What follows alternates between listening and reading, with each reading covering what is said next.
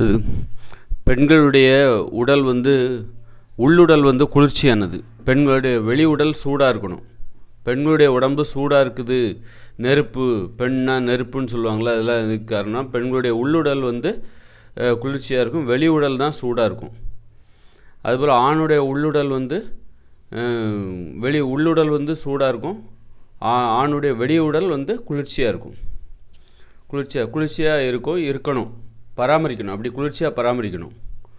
ஏன்னா ஆணுக்கு உள்ளுடலும் சூடாக இருக்குது, வெளி உடலும் சூடாக இருக்குது அப்படின்னா அப்போ பிரச்சனை வந்துடும், அப்போ நோய் வந்துடும். அதுபோல் பெண்ணுக்கு உள்ளுடலும் குளிர்ச்சியாக இருக்குது, வெளி உடலும் சூடாக வெளி உடலும் குளிர்ச்சியாக இருந்ததுன்னா அப்போ பெண்களுக்கு அது பிரச்சனையாகும்.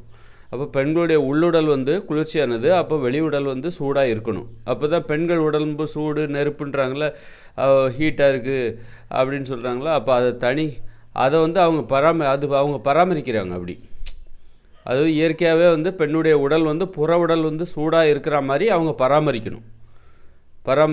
ஏன்னா அவங்க உள்ளுடல் குளிர்ச்சியாக இருக்குது, ஆனால் ஆணுடைய உள்ளுடல் சூடாக இருக்குது, வெளி உடல் குளிர்ச்சியாக இருக்கணும். இதுதான் பெண்கள் ஏன் கோவப்படுறாங்க அப்படின்னா, கோவப்பட்டால் உடம்பு சூடாகும், அந்த சூடு அவங்களுக்கு தேவை. அதனால் அவங்க எவ்வளோ கோவப்பட்டாலும் அந்த சூட்டை அந்த உடம்பு தாங்கிக்கும். ஆனால் ஆண்கள் உள்ளுடல் சூடு, அவன் வெளியில் கோவப்பட்டான், நீங்கள் ரொம்ப கோவப்படுகிற ஒரு ஆளாக இருக்கிறான்னு வச்சுக்கோங்க, அப்போ அவனுங்களாம் ஏற்கனவே உள்ளுடல் சூடு, வெளி உடலும் சூடாயிடும் ஒட்டுமொத்தமாக. அப்போ அவனுடைய உடம்புக்கு பிரச்சனை ஏற்படும்.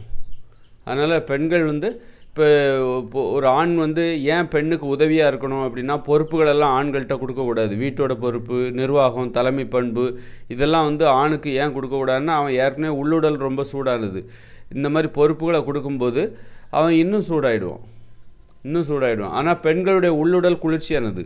அப்போ இந்த பொறுப்புகளெல்லாம் பெண்கள்கிட்ட கொடுக்கும்போது எவ்வளோ பொறுப்புகள் கொடுத்தாலும் இந்த பெண்கள் தாங்கிப்பாங்க. ஏன்னா பொறுப்புகள் அத்தனையும் உடம்பை சூடாக்கும். ஒரு தலைமை பொறுப்பு, குடும்பத்தோட தலைமை பொறுப்புலாம் ஏன் பெண்கள்கிட்ட கொடுக்கணும்னா, அந்த பொறுப்புகள்லாம் ஒருத்தரை சூடாக மாற்றும். சூடு என்பது பெண்களுக்கு தேவையாக இருக்கிறது. ஆனால் ஆண் உள்ளுடல் சூடானது. அப்படி இருக்கும்போது அவங்ககிட்டலாம் பொறுப்பெல்லாம் கொடுத்தோன்னு வச்சுக்கிங்க, அவன் இன்னும் சூடாகி வெளி உடல் குளிர்ச்சியாக இருக்காது. இப்போ அதுதான் இந்த உலகத்தில் நடக்குது. இந்த உலகத்தில் ஒரு குடும்பத்தோட பொறுப்பு எல்லாமே ஆண்கள்கிட்ட தான் இருக்குது. ஆண்கள் தான். அவன் சப்போஸ் சில வீட்டில் பெண்கள் தான் பொறுப்பாக இருக்கணும். ஒருவேளை பெண்கள் ஆண்களை விட விவரமாக இருக்கிற வீட்டில் ஆண்களோட விவரமாக பெண்கள் இருந்தாங்கன்னா ஒருவேளை அந்த பொறுப்பு பெண்கள்கிட்ட இருக்கலாம். அல்லது ஆண்கள் தான் விவரமாக இருக்கான், இருந்தாலும் பொறுப்பு எல்லாம் பெண்கள்கிட்ட தான் இருக்கிற மாதிரி இருந்தாலும் அவன் அமைதியாக கவனிச்சிட்டு இருப்பான். ஏன்னா விவரமானவங்க கண்டிப்பாக அந்த விவரமானவங்ககிட்ட இயல்பாகவே அந்த பொறுப்பு போயிடும், தலைமை பொறுப்புங்கிறது போயிடும். அப்படி இருக்கும்போது இந்த உலகத்தில் ஆண்கள் தான் விவரமானவங்க. இந்த உலகத்துக்கு, இந்த இயந்திர அறிவியல் உலகத்துக்கும் ஆண்கள் தான் தலைமை பண்பு வகிப்பதற்கு தகுதியானவர்கள். அது மாதிரி குடும்பத்திற்கும் அவங்க தான், பெண்களை விட ஆண்கள் தான் விவரமாக இருக்காங்க. அதனால் அவங்ககிட்ட அந்த பொறுப்பு இயல்பாகவே போய் சேர்ந்துடும்.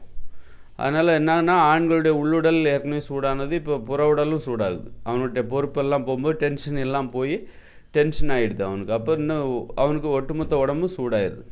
அப்போ என்ன ஆகுதுன்னா ஆண்களுக்கு பிரச்சனை ஏற்படுது. அதுதான் நோய்களாக மாறுகிறது. பெண்களுக்கு உள்ளுடல் குளிர்ச்சி, இப்போ பெண்களுக்கு சூடு தேவை. இப்போ பெண்களுக்கு பொறுப்பு எதுவுமே கிடையாது. பொறுப்புன்னா ஆண்களுக்கு உதவியாக இருக்கிறது அப்படின்னா கூட, ஆண்களுக்கு உதவியாக இருக்கிறது கூட பெண்களுக்கு இல்லாமல் போகுது. ஒரு அடிமையாக தான் இருக்கிறாங்க தவிர உதவியெல்லாம் இல்லை. உதவி வேறு, அடிமைத்தனம் வேறு. அப்படி இருக்கும்போது எந்த டென்ஷனும் இல்லாமல், எந்த கவலையும் இல்லாதவர்களாக பெண்கள் இருக்கிறார்கள். அப்படி இருக்கும்போது அவங்களுக்கு உள்ளுடல் குளிர்ச்சி, வெளி உடலும் இப்போ ரொம்ப குளிர்ச்சியாக இருக்குது, கூலாக இருக்காங்க. எந்த ஆணுக்கு தான் எல்லா டென்ஷனும் இருக்குது.